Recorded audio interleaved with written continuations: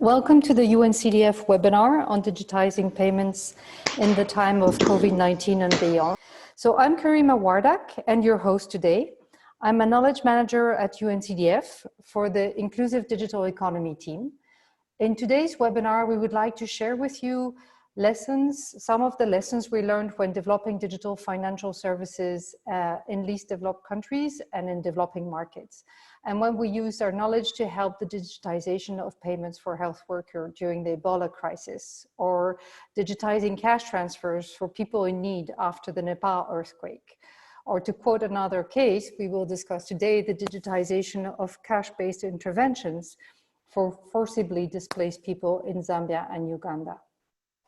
We received over 500 registrations for this webinar, so welcome to all of you who are coming from all sides of the world and from a variety of organizations, from international organizations to NGOs, to microfinance institutions, to mobile network operators, associations, to many organizations. A warm welcome to all of you. This webinar will be recorded, so you can always come back to it or share it with your colleagues. You can ask questions through the chat box. My colleagues, Lysandra and Pallavi, are looking through the chat and the Q&A section, and will be collating your questions for the end of this webinar.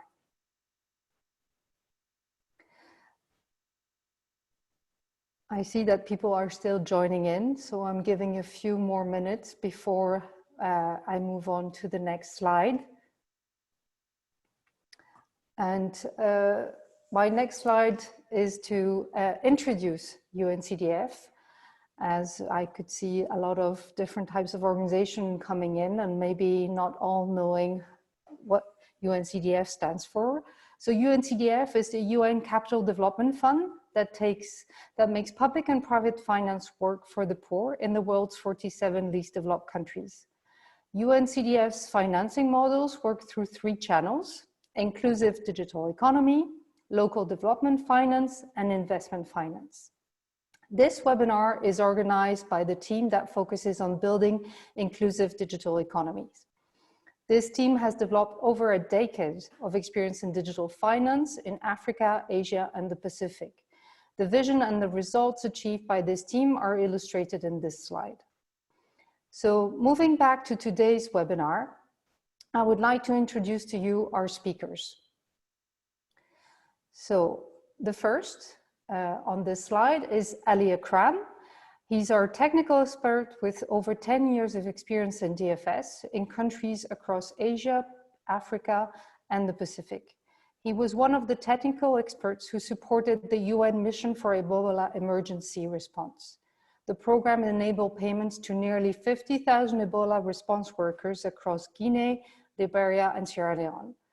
Ali also managed the digitization of UNHCR's cash-based interventions in Meheba, in Zambia's largest refugee settlement camp. Our second speaker today is Sabine Mensah. She leads UNCDF's regional Digital Innovation Hub for West and Central Africa. After 17 years in the private sector, Sabine joined UNCDF in 2015.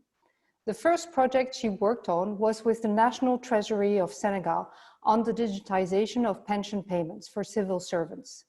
Sabine has also been instrumental at forging partnerships with other UN agencies, such as UNHCR and WFP, to integrate digital financial inclusion approaches in cash transfers for social payments for vulnerable customers and refugees.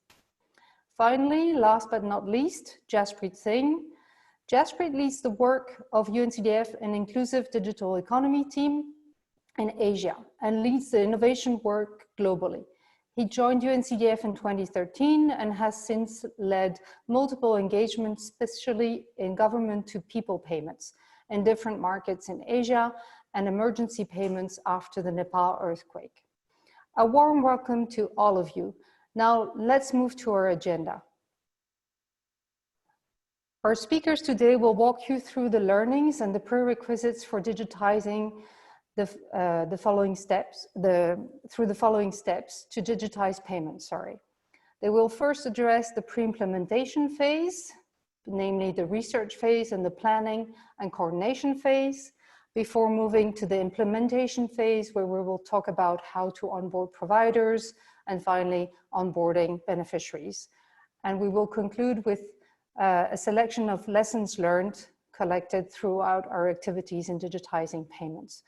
And from there, we'll go into a Q&A section where we will welcome your questions. But before we start, one more thing. Let me say a couple more words about why we're holding this webinar.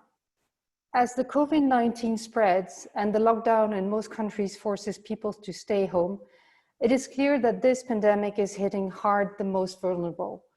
Without their daily jobs, the poor and marginalized are unable to earn a living and put food on the table, not to mention pay for any medical needs.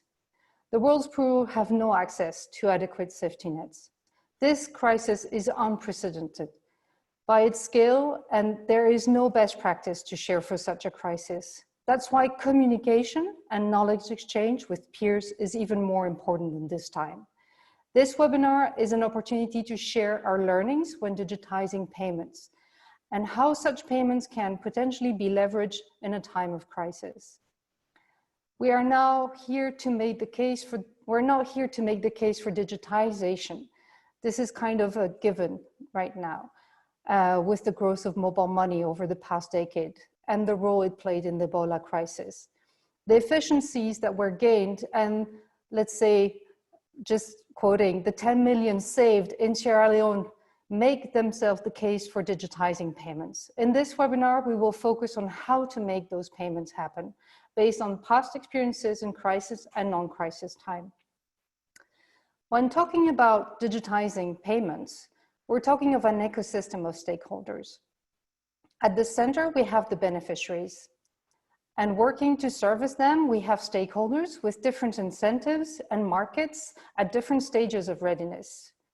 The stakeholders that build up the ecosystem include the beneficiaries, clearly, as well as the political leaders, the banks, the service providers, fintechs, central banks, as well as ministries and donors, and NGOs and technical assistance providers. We will be addressing each of these stakeholders in the following slides and presentations. Now let's start with the pre-implementation phase.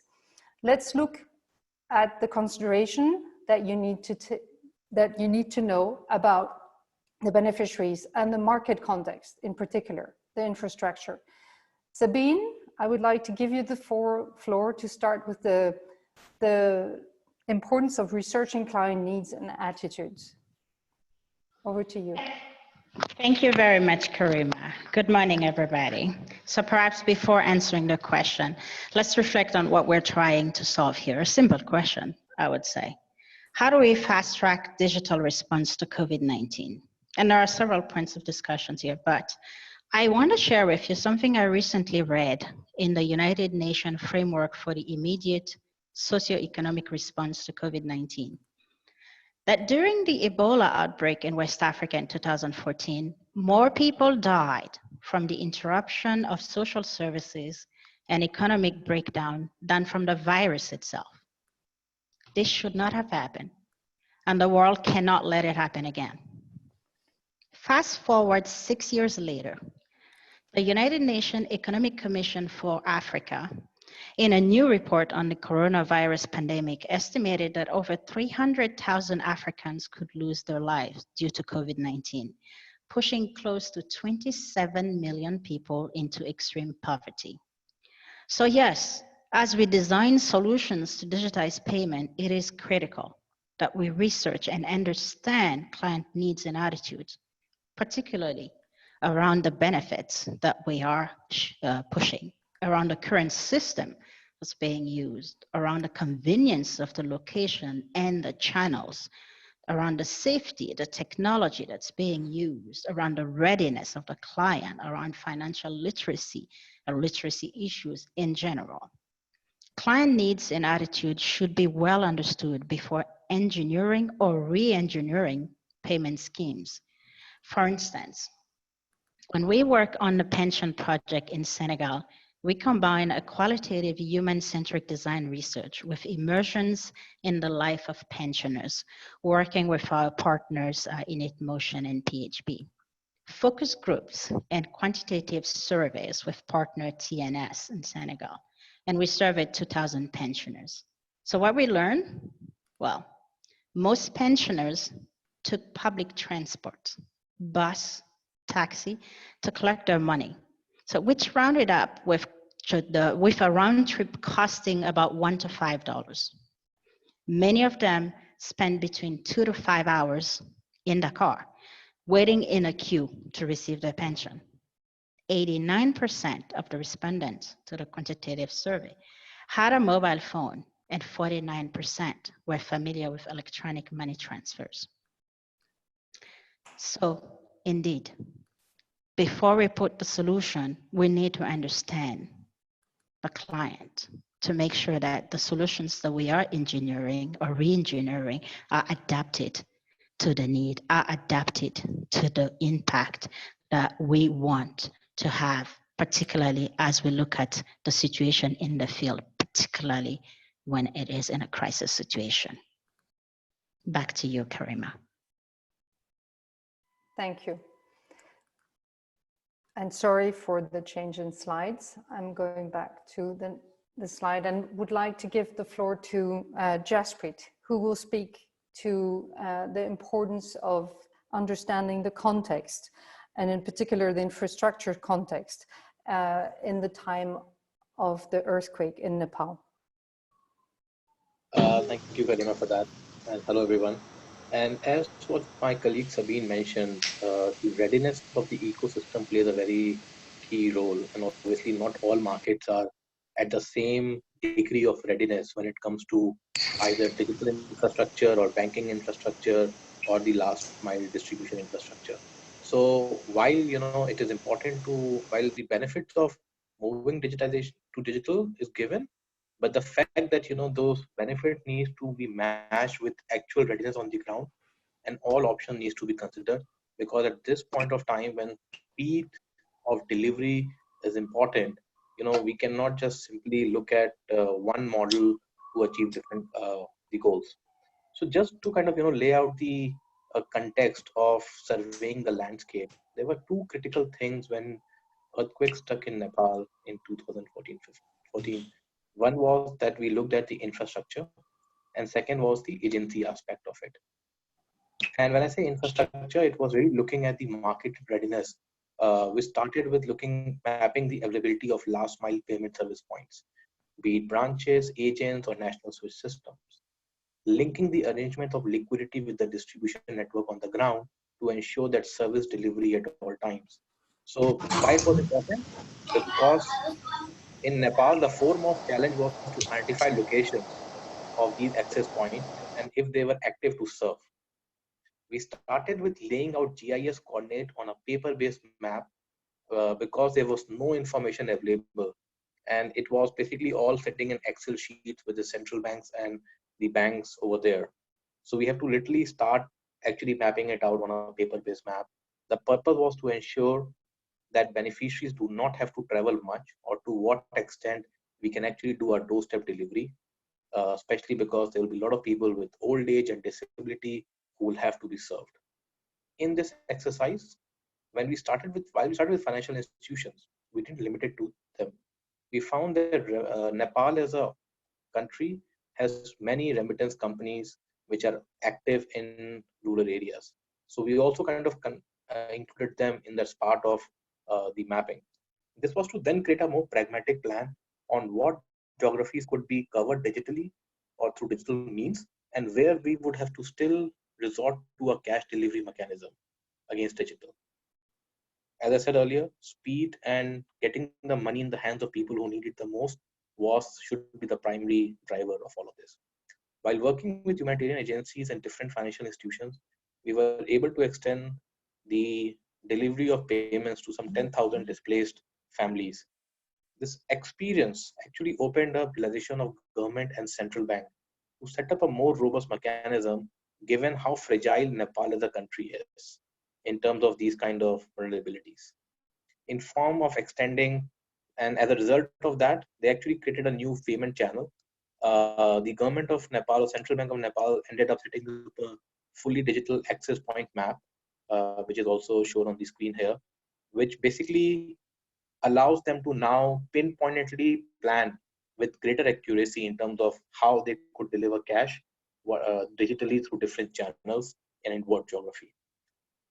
That's the infrastructure part. But there's also an important part of the agency, which kind of looks beyond just distribution network and asks the question in terms of what is the readiness of the government itself. Are they really willing to buy in to the idea of digitization? Who you need to ask yourself a question: who would be threatened? When you move into digital mode in the government, find the right champion. Look at the redressal mechanisms that has to be put in place either by the local government or by the humanitarian organizations in order to ensure that the quality of delivery to the beneficiaries and vulnerable population is not hampered. Thank you, Jasprit. Now, let's move to the next pre-implementation phase that could also fall into implementation as well, which is planning and coordination. And for this phase, I would like to give the floor to Ali and for him to share his experience during the Ebola crisis as the technical specialist to the UN Ebola Emergency Response Team. Ali, the floor is to you. Thanks, Karima, and good morning, good evening, everyone. Thank you for joining us. So Karima and everyone, a key learning from the Ebola experience is that in emergency situations, payments cannot be seen as a siloed vertical, rather a cross-cutting tool for response and recovery activities.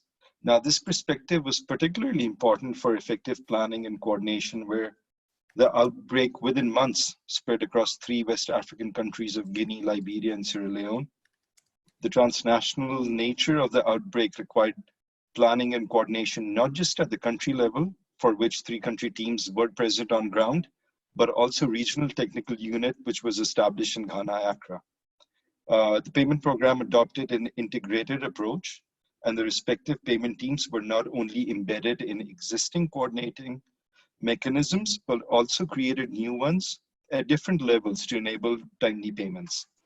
And let me just give you examples of how we created these different levels and coordination mechanisms. For example, at the country level, the payment teams were a part of the national and subnational coordination structures and consultations.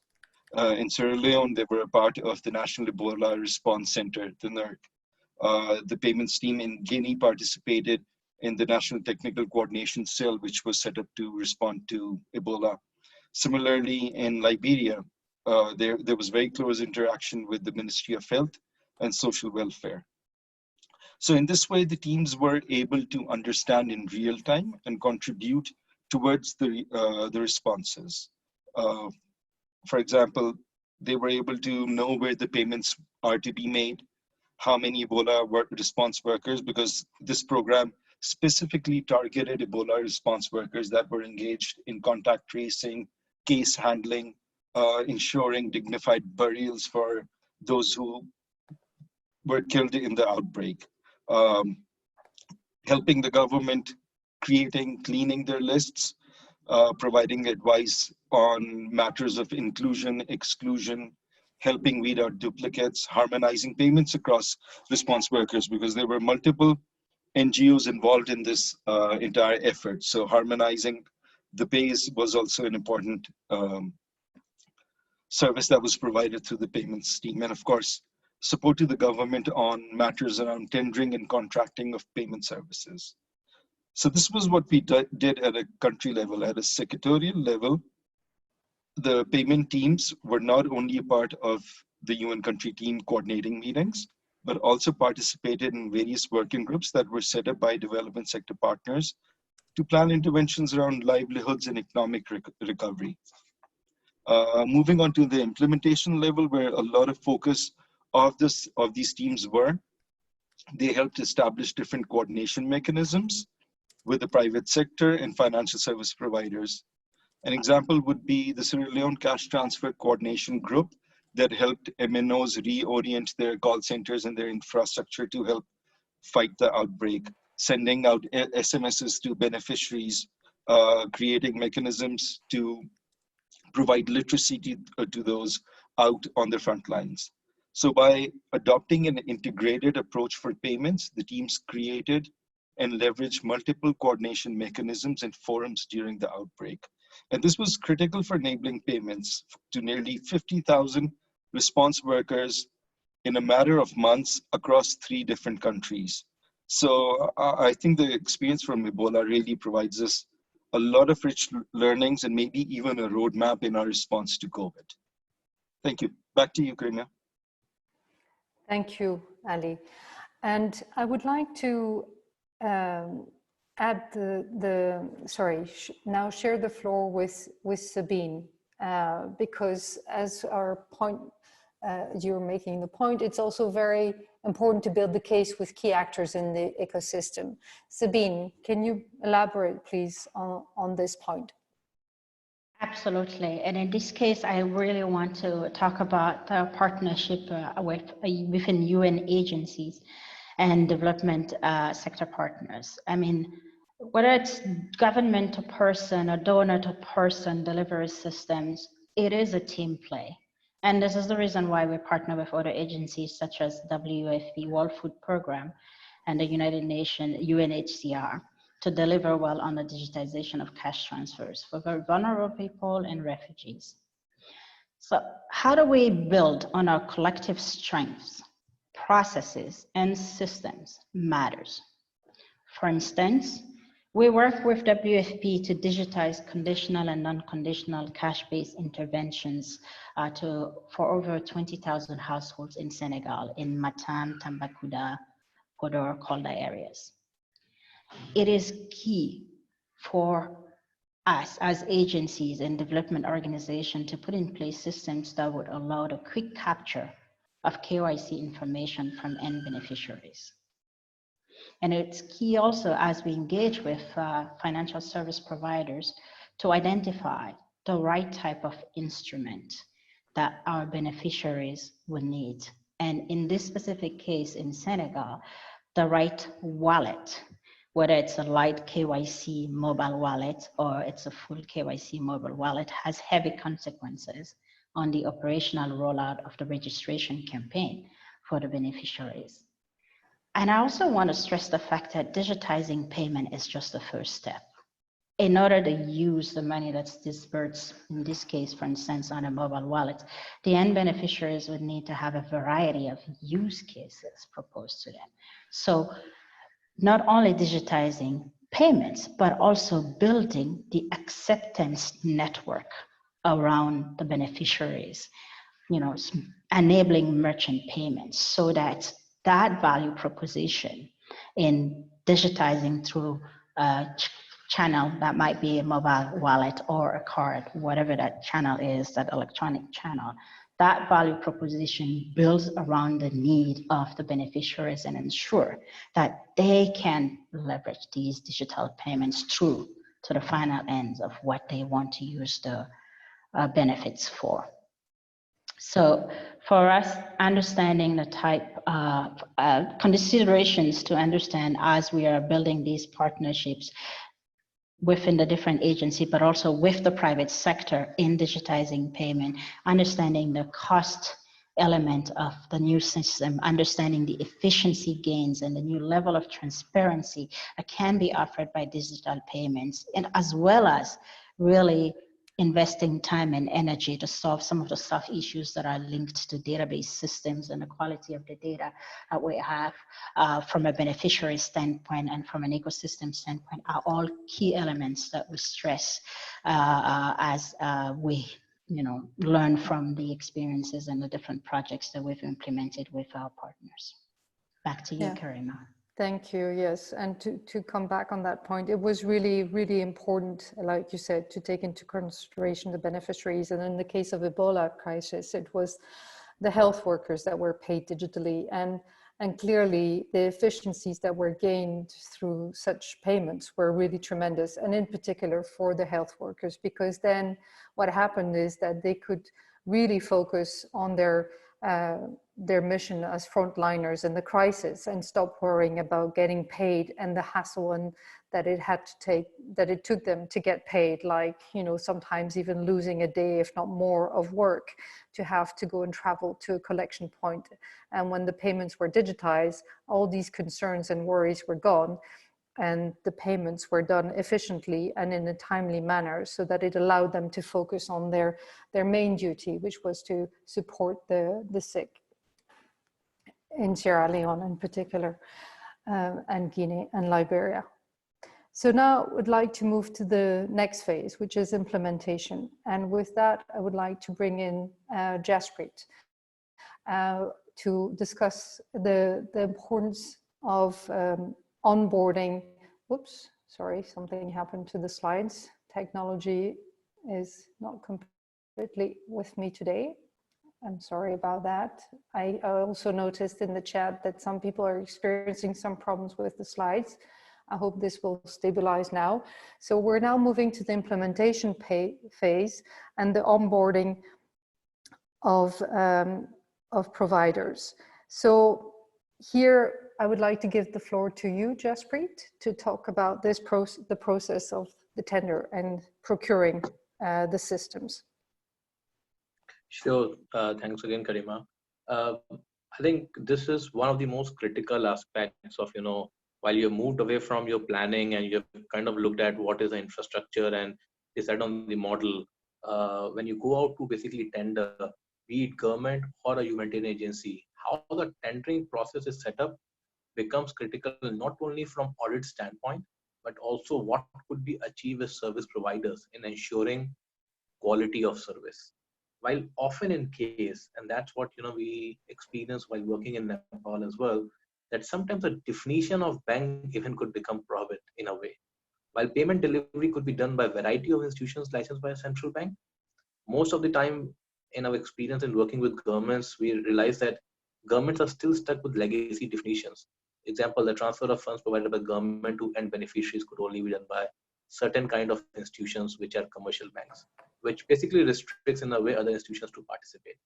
While speed is of essence in crisis, the realization from the work in Nepal and other markets outline that in absence of incentives or competition, the service providers usually resort to become postmen, setting infrastructure or delivering service which gets subsidized by government or the agencies.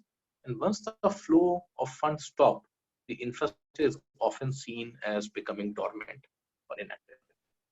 Having a clear specification document, which is a tender document, one which lies out the key criteria necessary in any proposed payment systems, expected quality of the service, and that is clear about minimizing cost to clients and ensuring financial inclusive accounts, would lay the foundation for not only delivering in the crisis, but also will ensure that these payment systems remain there for long run and is building the foundation at a scale. Some of the aspects to consider would be, I'll say, on-time, accurate delivery of funds. Especially so that the financial institutions do not hold funds in order to generate revenue. This has been observed in some of the most big cash to digital model transition, where financial institutions have resorted to holding back the funds and delivering it with delays in order to generate revenue. So consider also that in time of COVID, you might want to spread the payment so as to avoid queues to cash out. You need to look at possibly in the tendering process, how can a tender allow for convenient way for recipients to receive cash, especially considering the people with old age and disability. How can that be delivered door to door, and which becomes much more relevant at times when we're talking of social distancing and we don't want people to crowd out in large numbers. So these alternate mechanisms become important. The third critical thing maybe in the tender process will be that how would the service provider ensure optimal recipient security and confidentiality, especially given that a lot of these recipients will be low and moderate income people living in rural areas or in urban settings, old age people who will not be so hands-on with technology. And these have to be considered while laying out the principles of tendering. A fourth critical element that could be looked into is how can client education can become an integral element of the delivery model, so as to not only just get the money in the hands, but ensure that this money the end use can be used in different ways, and people are well aware of the use of bank accounts and accounts in general, and how they can use it in the long run. A business model that is self-sufficient and not dependent on government subsidies ultimately could be used even after the crisis has passed on. So I think that should be the mantra maybe for setting up how the structure of a contracting could be done in order to maximize the utility of such a system. Karima. Thank you, Jasprit. With that, I would like to move to Sabine to discuss the role of the central bank. And I already see in the Q&A some questions coming through about the role of the central bank. Sabine, can you elaborate a bit more on this point in this slide, please? Certainly, Karima. In times of crisis, bringing the central bank on board early on in the response plan is key, particularly looking at several areas. And for the sake of time, I'll focus on 3 of them. KYC, incentives, and liquidity. Digital KYC can help fast track onboarding of customers in times of crisis. And these rules can be addressed by central bank. And I have to say a lot of them have actually taken these measures.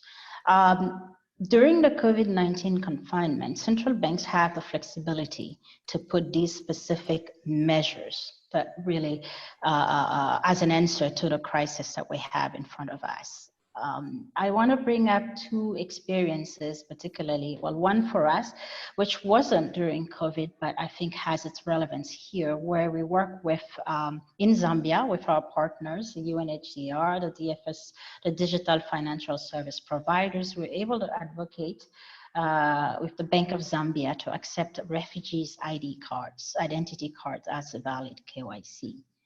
So, and particularly, I want to bring up an example. This was not a UNCDF example, but of a regulator was also taken a measure on KYC. That's Bank of Ghana decided that all mobile phone subscribers are now allowed to use the existing mobile phone registration information to be integrated into the minimum KYC account. So, and again, I stress that a lot of the regulators have taken similar measures.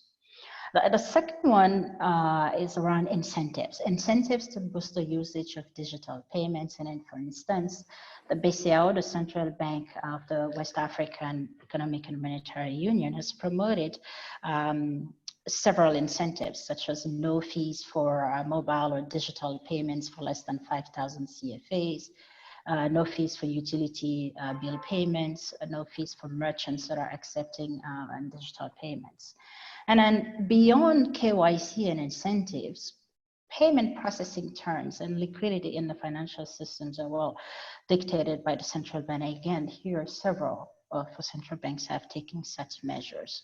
So remember, earlier I said it is a team play, and all actors in the ecosystem have a role to play. Regulators particularly have an extraordinary role and can and have the power to influence greatly the ecosystem. And with measures such as the ones that I've mentioned and others that I haven't mentioned, we are really seeing a global response to the COVID-19 crisis.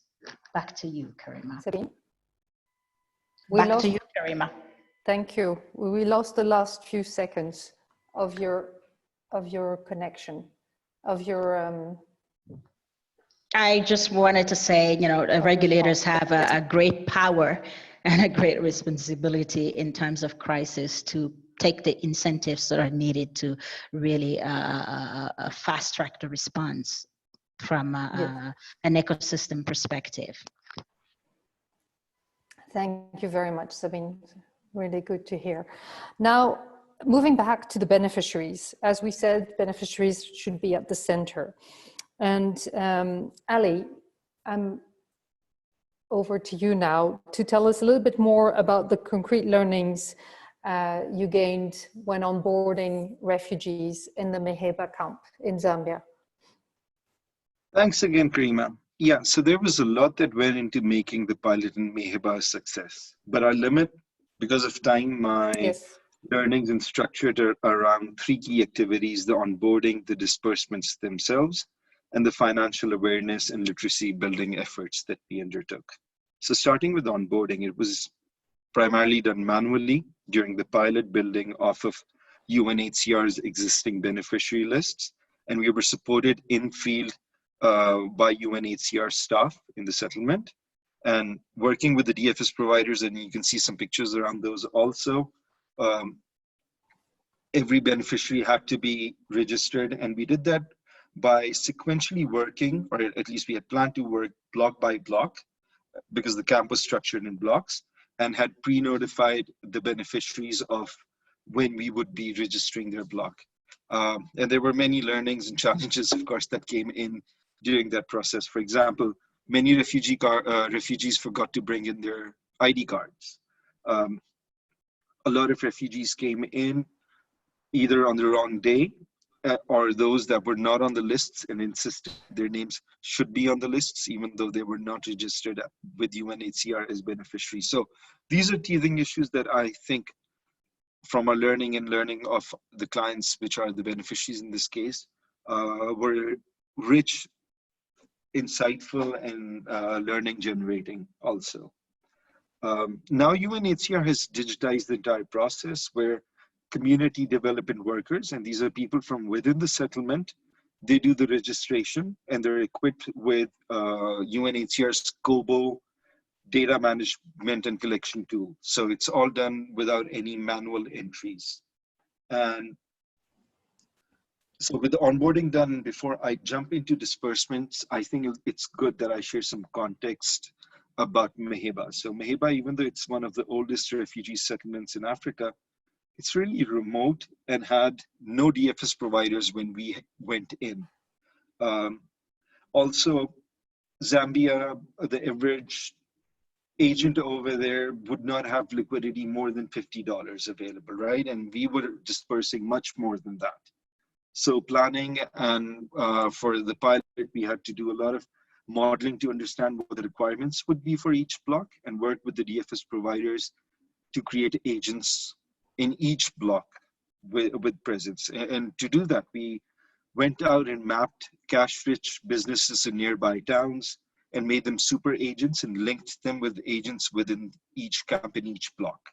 And that way we were able to create a structure that exists even now. So these agents are now permanent and that structure is still existing. Then I'm moving into financial awareness and literacy. So our messaging really focused on key issues like how to keep your PIN safe, how to keep your SIM card safe, how to get a replacement SIM card in case it's lost, explaining what sort of services are available through the wallets and how can they be used, what the costs would look like.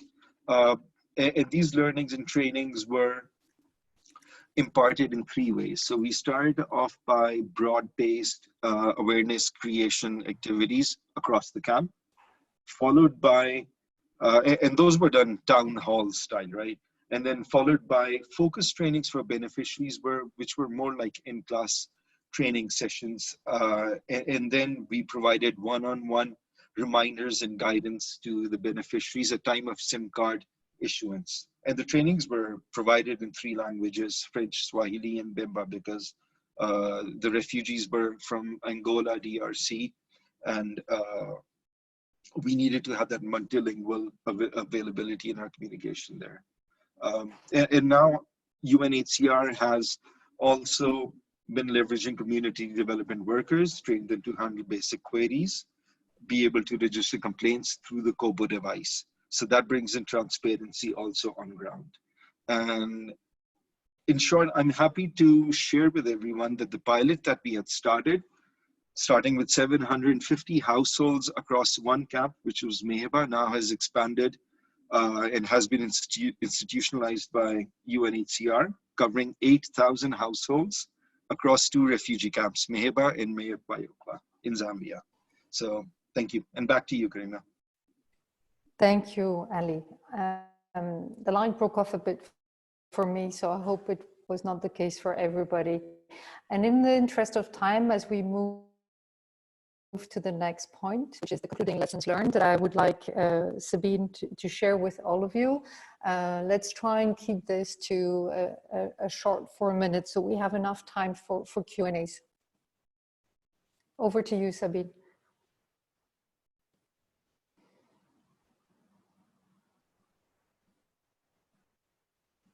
Sabine? Oh, clearly I was talking to myself. Thank you very much, Karima. Sadly, to date, digitizing social payments still remain marginal in most of our economies. And as a result,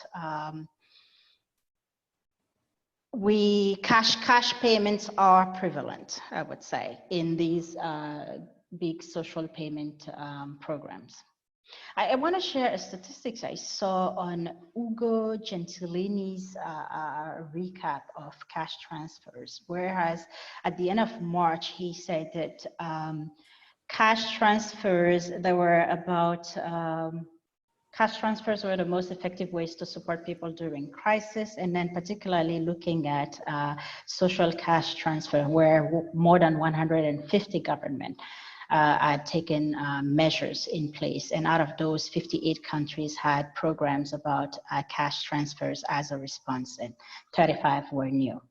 So the real question for me today is not, digitize payment, it's how to digitize payment in time of COVID-19 and beyond. And here are some of the considerations that we at UNCDF would like to share with you from our journey to date.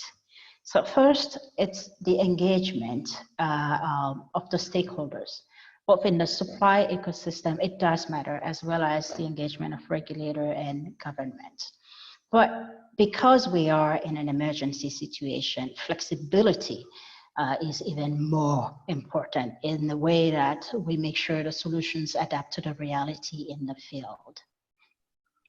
And in that sense, providers have to be fully committed. And of course, the staff also engagement from a provider standpoint has to be all the way down the chain.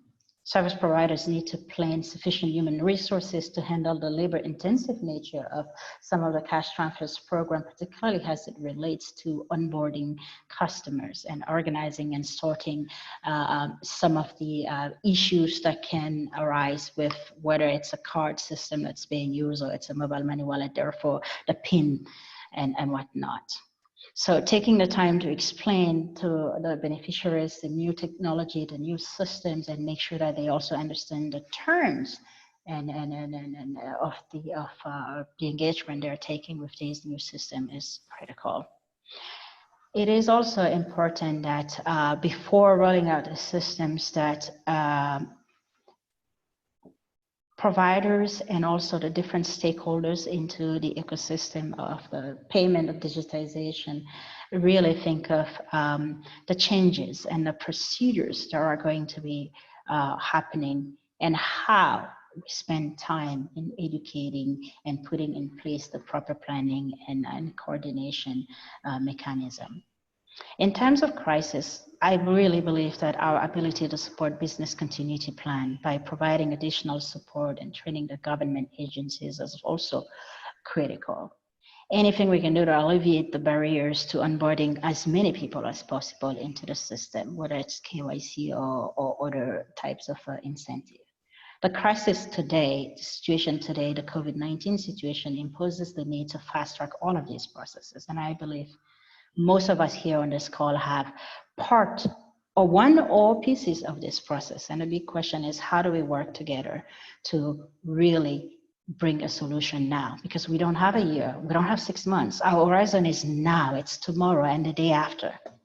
And one thing that we strongly believe is that we need in these type of situations, avoid trying to reinvent the wheel. We have over 1 billion registered mobile money wallets, registered mobile money accounts globally. And the majority of those are in sub-Saharan Africa. So let's leverage that huge network. Yes, can you hear me? Yeah, I just lost you, but I got, you were talking about the 1 million. 1 billion. Money, 1 billion, sorry. Mobile money accounts. Yes, so I'm Then it saying, got cut off. okay, let's leverage that huge network.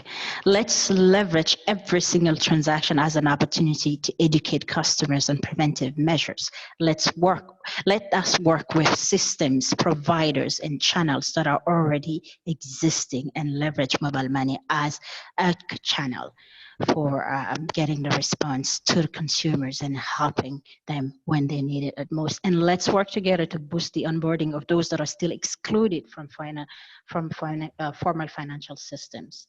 And that's it. I think back to you, Karima. Thank you very much. Let's move now to the questions and answers. And I'm going to turn to Pallavi. I see we got quite a lot of questions coming in.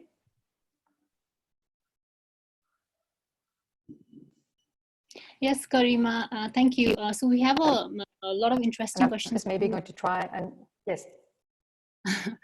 Yeah, we have a lot of interesting questions coming in from the participants. We have questions on last mile as well, like how do we handle lack of connectivity of final users, and Samuel also asked about how to ensure digital payment work in the remote areas. So that was one of the questions that we can answer. Mm-hmm. Okay. Yeah, maybe let's start with that. Maybe Ali or Jaspreet, you can speak to that, because I know that in Nepal and in Meheba in Zambia, that was one of the big issues you faced.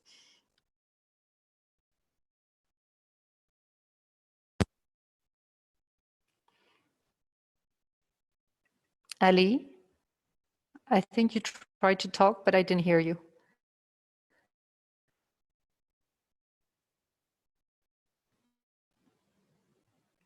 Jaspreet? Sorry, can you please repeat the question for me, Karima? Yes, so the question is about connectivity. So how do you handle the transfers in areas where there is lack of connectivity? How do you address that for the last mile? How did no, thank you so much for that. I think there are various ways of looking at.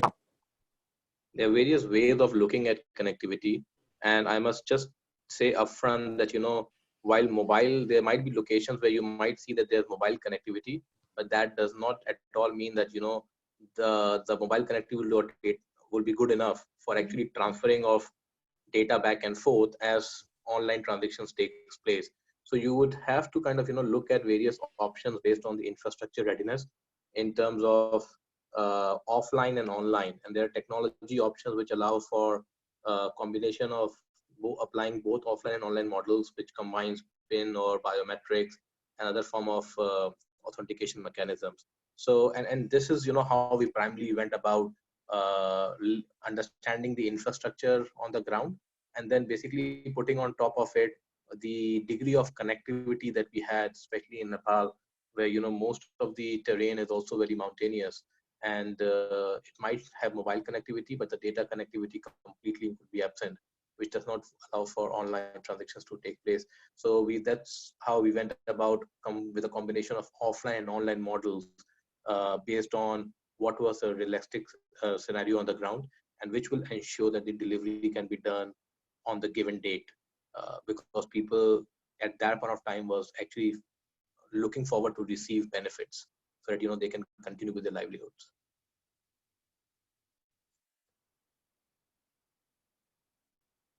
Karima?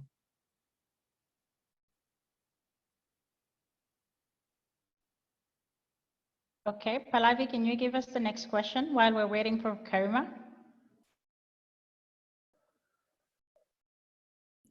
So we have a couple of questions on government regulations as well. How were regulatory issues addressed both from the point of view of the central banks as well as the entities that supervise mobile operators? And another question very close to government regulation is, how can government regulation or legal instrument help bring about trust on digital payments, especially in the case of Nepal, where there is a lot of cash transactions?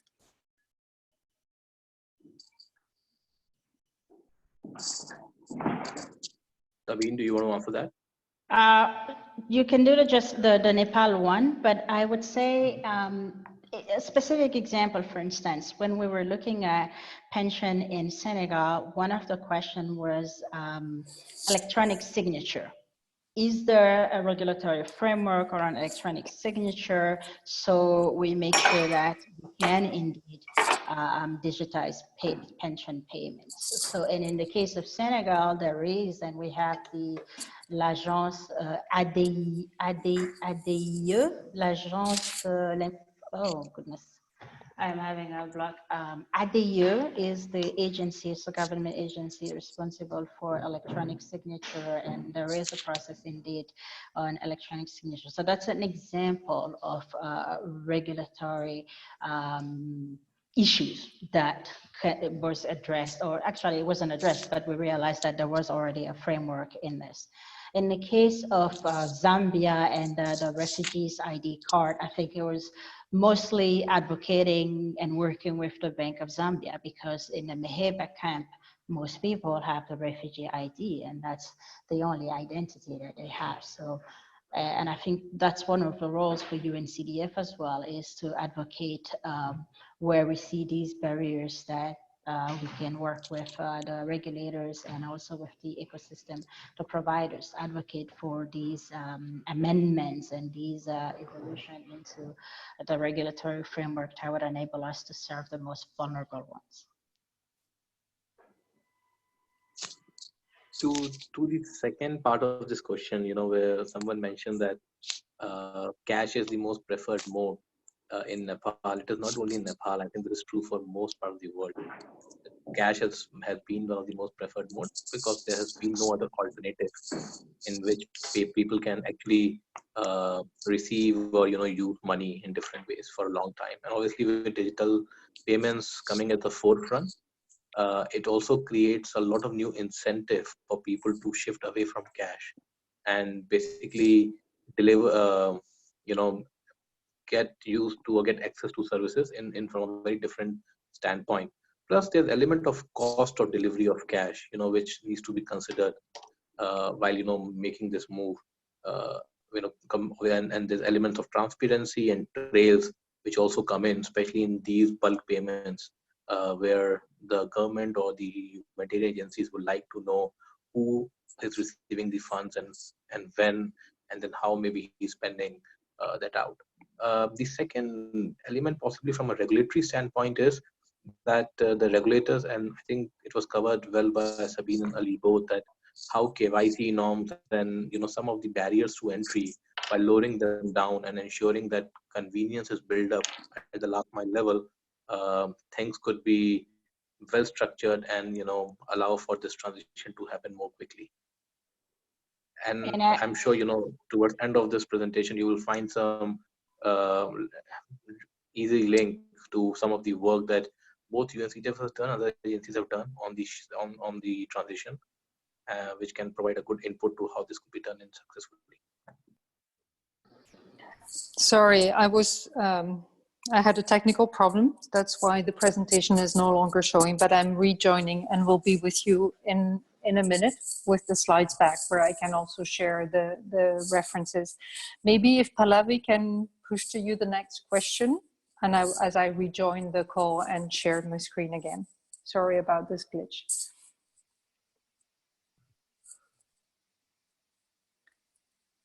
There are a couple of questions coming in about safety and health concern, given that it's COVID-19.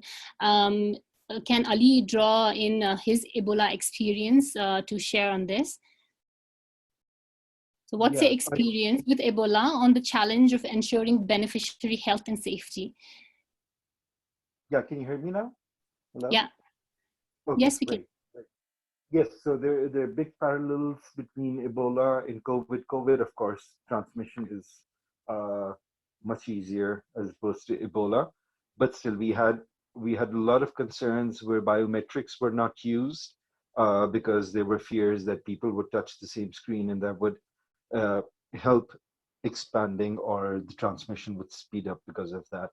So now there are technologies that do allow us to be able to respond and keep that distancing a possibility while onboarding and for even for financial literacy and awareness building.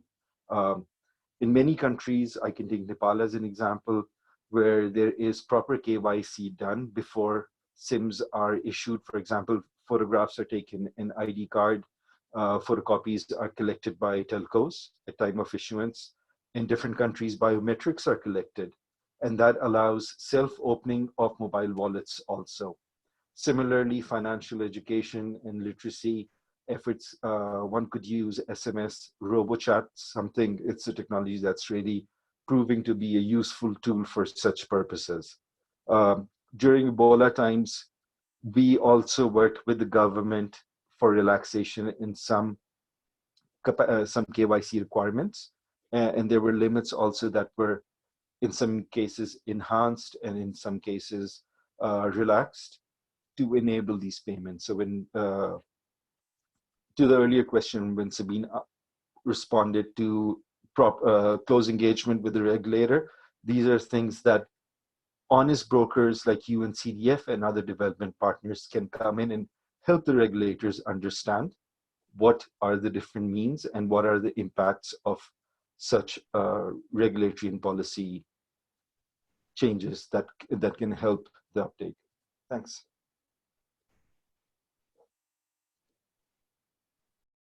Thank you, Ali.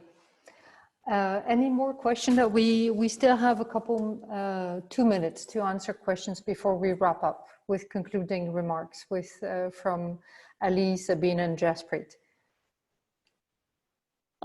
There are a lot of questions from the participant on connectivity. I think we have addressed that question already.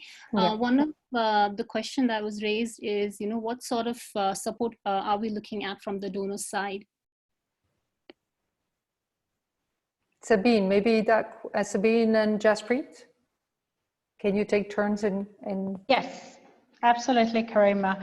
I think I've seen very recently a lot of engagement from the donor side. Several have issued their response with specific programs and investment as a response for the COVID-19. I can probably cite a few, starting with the Mastercard Foundation, with whom we've worked with in the mobile money for the poor program in Senegal, Benin, and Zambia, who has issued also a relief package to support response to COVID-19 with a focus on building skills and then building also digital financial solutions, looking at e-learning solutions for youth, and also contributing to the resilience of SMEs. So, and that is not the only one. I'm just citing this one because of the partnership we've had prior, and just Brit, you can cite a few. So I think we are seeing a global movement, and of course there is the UN Secretary General call for a multi-partner trust fund, $2 billion to provide support in response and help countries with the full force of the UN system to support the relief efforts. Jaspreet, you want to add to that? No, thank you so much, Sabine, for that. And I think I just echo what Sabine mentioned. And without repeating it again, that what are the humanitarian appeals and engagements happening, you can also, UNCDF itself has been working across Asia, Pacific, and Africa, and other markets across the globe with both government and the private sector in putting digital technology to use and supporting engagements that responds to COVID-19. You may find a lot of information on uncdf.org about some of the engagements that we are supporting around digital use, especially during this period.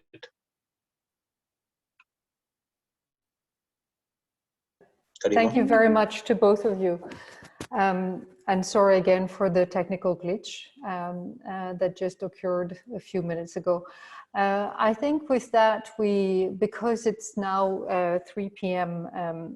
In Central European summertime, so basically in Brussels, where I am based. I would like to propose that we say a few concluding words before I give some extra resources to our participants in this webinar. And for the concluding word, I'd like to start with you, Ali.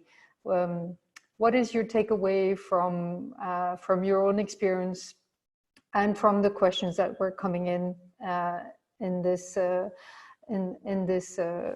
particular webinar? What would be your concluding word for our participants? Right. So Karima, I think my experiences through Ebola and that refugee digitization project, my learning is that there is no perfect time or the perfect plan for digitization. When Ebola, of course, crept up on everyone and we responded within months. Similarly, when we were digitizing refugee payments, there was a cholera outbreak that put activities on hold. The contracting took 3-fold more time than we had anticipated.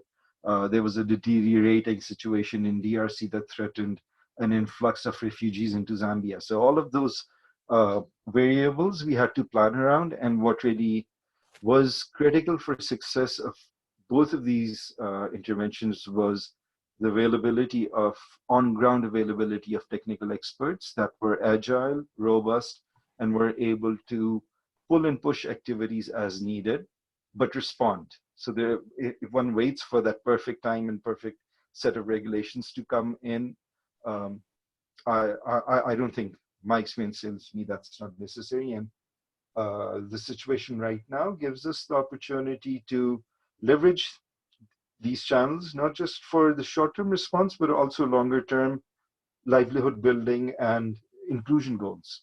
Thank you. Thank you, Ali. Sabine, over to you for a few seconds.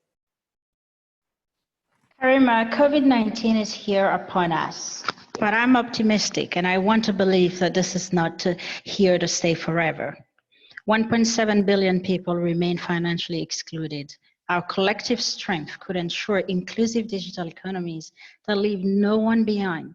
And for that, collaboration is key. So let's make sure we actually learn from the present situation and durably build financial inclusion of the most vulnerable, not only to serve as a good response to the pandemic that we have upon us, but also to fully leverage the potential of digital financial services and digital innovation while we keep the needs of the underserved at its core.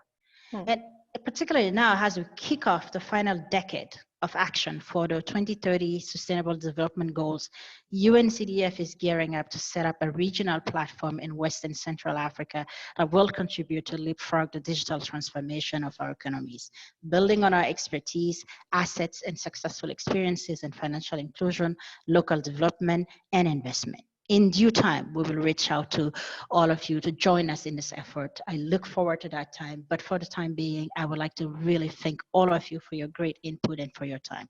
Back to you, Karima. Thank you, Sabine. And then over to you, actually, Jaspreet. You have only I'll not take much of time. I'll just echo with my colleague that this time we could not harp on having a perfect plan at this time. And thanks, Sabine, for sharing that call for action. I think that's also relevant for all other global markets from Asia to Pacific and to East Southern Africa and South America, where we are kind of engaging at different level to ensure that we can tide over the crisis together. While technology could enable a lot of these actions, it is not a magic wand. The transition to digital payments needs to consider many softer issues which are key and important. So hence, as you kind of think of it in your context and plans, do look at it from a very holistic perspective. Thank you very much. Thank you very much. Thank you, all three of you, for your time and taking the time to share your experiences. I think it was really, really interesting. And but we only could share a share of what we know. And I would like to give our audience and participants some further resources they can go to. The first one is a webinar that was shared just over 2 weeks ago by the Better Than Cash Alliance. That is a global partnerships of 75 governments, companies, and international organizations that accelerate the transition from cash to digital payments in order to reduce poverty and drive inclusive growth. So the Better Than Cash Alliance hosted this webinar where they actually shared the experiences, the concrete detailed experiences of the Sierra Leone case. So you will hear from the work that UNCDF did during that time in that webinar also, but in more details and specifically focused on Sierra Leone. There's also a case study that was released by the Alliance that you can look through.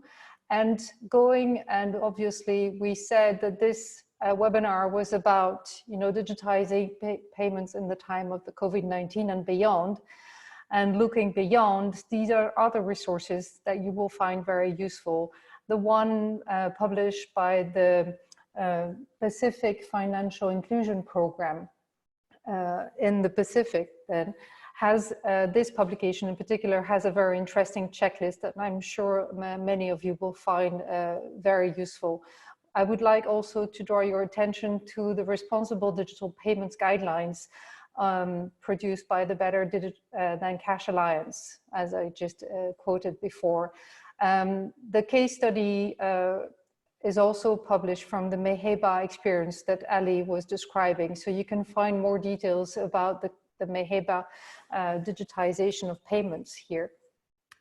There is also a full report on the progress made in 3 countries where one of our programs was promoting the growth of digital financial services, where you will find also interesting findings, as well as a document about the digitization of pensions in Senegal, and finally the flyer that explains the portal in Nepal that was developed to help understand better the infrastructure in Nepal. So all of these we will share in response to your attendance to this webinar, so you can find the links more easily, and you will also receive the recording